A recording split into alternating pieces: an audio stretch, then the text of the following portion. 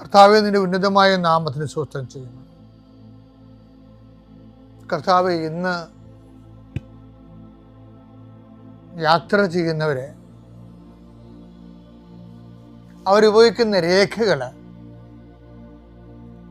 ഓരോ രേഖകളെയും ഞാൻ കർത്താവിന് സമർപ്പിക്കുന്നു.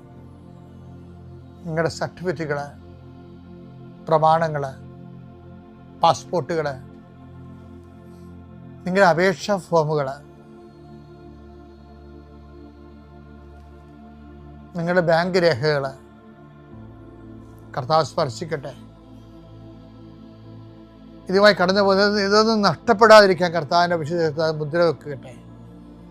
അത് ആർക്ക് കൊടുക്കുമ്പോഴും സ്വീകരിക്കുന്നവന് പരിശുദ്ധാത്മ നിറയുകയും നിനക്ക് ദൈവഹിതമാണെങ്കിൽ നിനക്ക് അനുകൂലമായ തീരുമാനം എടുത്തുകൊണ്ട് നിന്നെ സന്ധിക്കാൻ ഇടവരുത്തിട്ട് പ്രാർത്ഥിക്കുന്നു. മത്സ്യത്തൊഴിലാളികളുടെ അവരുടെ ജീവിത മേഖലകളിലെ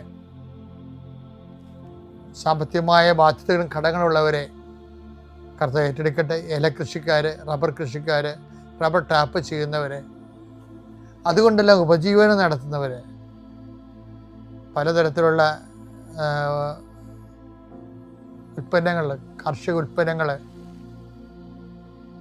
വിറ്റുമാറാതിരിക്കുന്നവരും,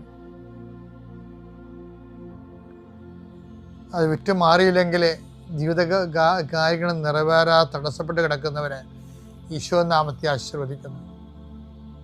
വിറ്റുമാറാനുള്ള സാധനങ്ങൾ, വള്ളങ്ങളുണ്ടാകും, വലകളുണ്ടാകും, വീടുണ്ടാകും, സ്ഥലമുണ്ടാകും, ഇങ്ങനെയെല്ലാം അതെല്ലാം പെൻഡിങ്ങിൽ കിടക്കുന്ന കാരണം നിൻ്റെ കടങ്ങളുടെ പലിശകൾ കൂടുന്നവരുണ്ട്.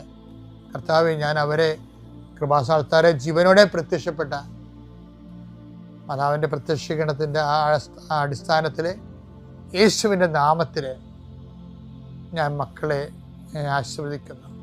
തടസ്സമുള്ള മക്കളെ കർത്താവിൻ്റെ നാമത്തിൽ ഞാൻ സാക്ഷ്യം പറയാനുള്ള അനുഭവം കിട്ടാൻ വേണ്ടി ഈശോ നാമത്തിൽ ആശീർവദിക്കുന്നു. പിതാവും പുത്രനും പരിശുദ്ധാത്മാവും നീക്കുക.